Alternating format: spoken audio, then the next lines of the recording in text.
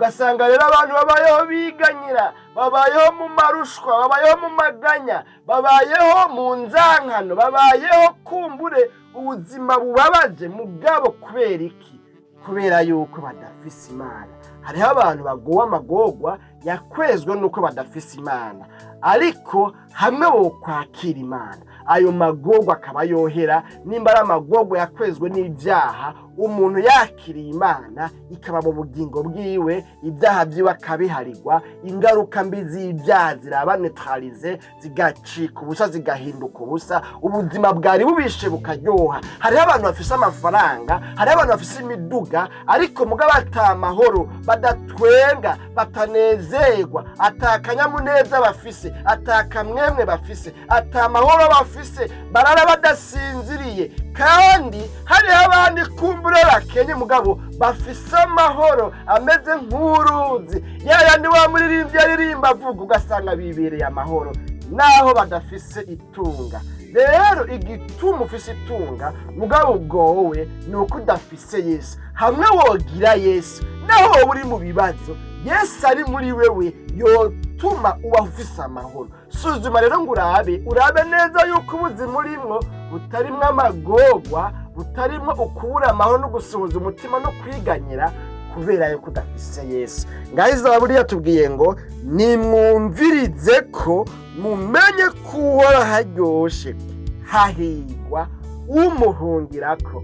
Niwamuhungirako mwene data ukurikiranye kino kiganiro igitondo gishasha, arakugirira neza, hanyuma wumva ingene aryoshe, wumva ingene ubaho ufise amahoro naho vyoba bitagenze neza, wumva ingene ubaho utuje naho ibyawe vyoba vyahombye, kandi wumva ingene utabagwa n'Imana no kukanyuma, kuko Imana ari Imana byose bishobokera. None nano majambo twumvise tugomba dusenga Imana. Mbega uri mu buzima bumeze gute muri kino gihe?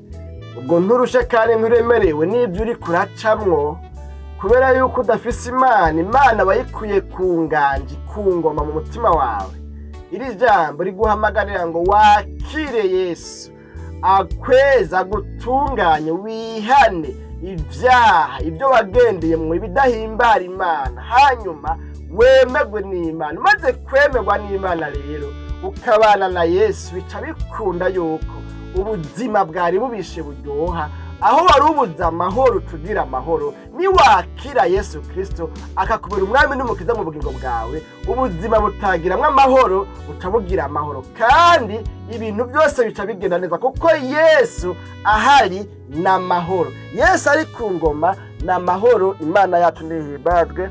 Bene data bakunzi ba kino kiganiro igitondo gishasha cy'umunsi, birashoboka yuko bari warakiriye Yesu Kristo akubera umwami n'umukiza mu bugingo bwawe, ariko kuko intambara zabaye nyinshi, kuko uruhamo rwabaye rwinshi, kuko indwara zabaye nyinshi, kuko abakugwanya biyongereye, hakagera igihe urambirwa ukabivamwo, ukareka gukorera Imana, ukareka gusenga Imana, ukareka kuyumvira, ukareka kuyubaha, bigaca bituma usubira kumva yuko uri mu magorwa. Rero nyamagorwa kubera iki? Wasubiye inyuma. Ariko ijambo ry'Imana tubwiye ngo mwumvirize ko. Yewe wewe ukurikiranye kino kiganiro, naguhamagarira ngo wongere ugaruke, wakire Yesu Kristo akubera umwami n'umukiza mu bugingo bwawe, umusubize mu kibanza yahoramo kandi yategerezwa kuba mu bugingo bwawe. Ibisigaye bizogenda neza. Ndemeza neza ko ufise Yesu byose bigenda neza. Yesu ari ku ngoma, byose bigenda neza. Naho wohura n'intambara, ariko muri kumwe nawe uzozivamwo amahoro.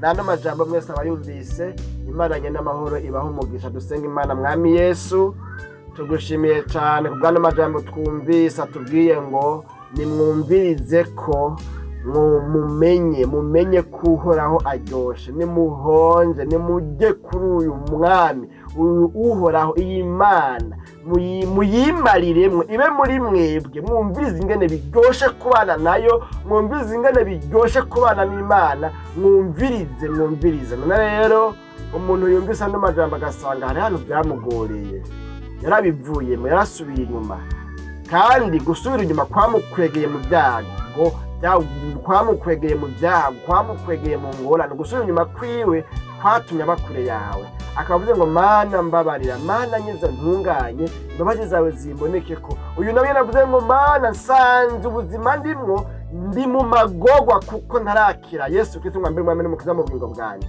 Umuntu yemeye kwihana ibyo yagendera mukavuga ngo mana numbabarire, mana nunyeze, mana numpindure, numugwize kwimbabazi. Hanyuma rero umuhe gutangura sezo nshasha, umuhe gutangura ibihe bishasha, kuba mu bindi bihe byo kumva uburyohe buri mu Mana, bwo kubana n'Imana, bwo kuganzwa n'Imana, bwo kurongorwa n'Imana, bwo gukoreshwa n'Imana. Urakoze kuri Imana.